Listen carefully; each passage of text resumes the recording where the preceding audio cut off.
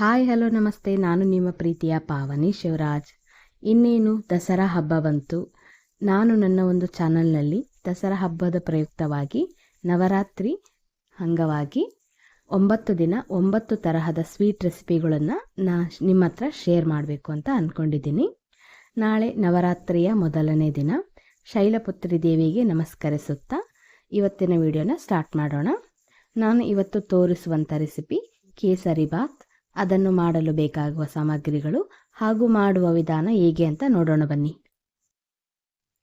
ಕೇಸರಿ ಬಾತ್ ಮಾಡೋದಕ್ಕೆ ನಾನಿಲ್ಲಿ 1 ಕಪ್ಪಷ್ಟು ಬಾಂಬೆ ರವೆ, 1 ಕಪ್ಪಷ್ಟು ಸಕ್ಕರೆ, ಸ್ವಲ್ಪ ತುಪ್ಪ ಮತ್ತು ಸ್ವಲ್ಪ ಎಣ್ಣೆ ಯೂಸ್ ಮಾಡ್ತಾ ಇದ್ದೀನಿ. ದ್ರಾಕ್ಷಿ ಮತ್ತು ಗೋಡಂಬಿ ಮತ್ತು ನಾನಿಲ್ಲಿ ಫುಡ್ ಕಲರ್ ಯೂಸ್ ಮಾಡ್ತಾ ಇದ್ದೀನಿ, ಆರೆಂಜ್ ಕಲರ್ನ. ಈಗ ಮಾಡುವ ವಿಧಾನ: ಒಂದು ಪಾತ್ರೆಗೆ 1.5 ಸ್ಪೂನಷ್ಟು ತುಪ್ಪ ಹಾಕ್ತಾ ಇದ್ದೀನಿ. ತುಪ್ಪ ಕಾದ ನಂತರ ದ್ರಾಕ್ಷಿ ಮತ್ತು ಗೋಡಂಬಿ ಹಾಕ್ತಾ ಇದ್ದೀನಿ. ದ್ರಾಕ್ಷಿ ಗೋಡಂಬಿನ ಚೆನ್ನಾಗಿ ಫ್ರೈ ಮಾಡ್ಕೋಬೇಕು. ಲೋ ಫ್ಲೇಮಲ್ಲಿ ಇಟ್ಟು ಫ್ರೈ ಮಾಡಬೇಕು. ಈಗ ಫ್ರೈ ಆಗಿದೆ, ಅದನ್ನ ಒಂದು ಕಡೆ ಎತ್ತಿಟ್ಟಿದ್ದೀನಿ. ಉಳಿದಿರುವಂತಹ ತುಪ್ಪಕ್ಕೆ 1 ಕಪ್ಪಷ್ಟು ಬಾಂಬೆ ರವೆ ಹಾಕ್ತಾ ಇದ್ದೀನಿ. ಅದನ್ನು ಲೋ ಫ್ಲೇಮಲ್ಲಿ ಚೆನ್ನಾಗಿ ಹುರ್ಕೋಬೇಕು. ನಂತರ ಸ್ವಲ್ಪ ಎಣ್ಣೆ ಹಾಕ್ತಾ ಇದ್ದೀನಿ. ಎಣ್ಣೆ ಹಾಕಿ ಸ್ವಲ್ಪ ಹುರ್ಕೊಂಡು ನಂತರ ಪಕ್ಕಕ್ಕೆ ಎತ್ತಿಡ್ತಾ ಇದ್ದೀನಿ.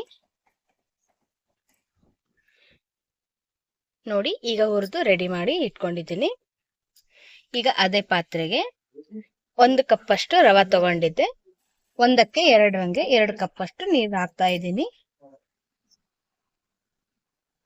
ನೋಡಿ, ಇದೇ ಕಪ್ಪಿಂದ ರವೆ ತಗೊಂಡಿದ್ದೆ, ಇದರಲ್ಲೇ 2 ಕಪ್ ನೀರು ಹಾಕಿದ್ದೀನಿ. ನೀರು ಚೆನ್ನಾಗಿ ಕುದಿಯುವಾಗ ಸ್ವಲ್ಪ ಎಣ್ಣೆ ಮತ್ತು ಸ್ವಲ್ಪ ತುಪ್ಪ ಹಾಕ್ತಾ ಇದ್ದೀನಿ. ಈ ತರ ಹಾಕೋದ್ರಿಂದ ರವೆ ಗಂಟೆ ಆಗೋದಿಲ್ಲ. ನಂತರ ಹುರಿದಿರುವಂತಹ ದ್ರಾಕ್ಷಿ ಮತ್ತು ಗೋಡಂಬಿ ಹಾಕ್ತಾ ಇದ್ದೀನಿ.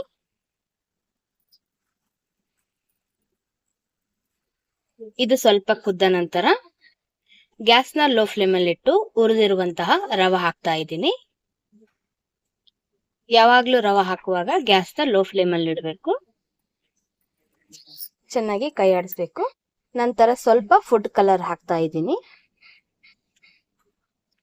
ಫುಡ್ ಕಲರ್ ನಿಮ್ಗೆ ಆಪ್ಷನ್, ಬೇಕಂದ್ರೆ ಹಾಕೋಬಹುದು, ಇಲ್ಲಾಂದ್ರೆ ವೈಟ್ ಕಲರ್ ಕೂಡ ಮಾಡಬಹುದು. ಈಗ ಚೆನ್ನಾಗಿ ಕಲಿಸ್ಬೇಕು.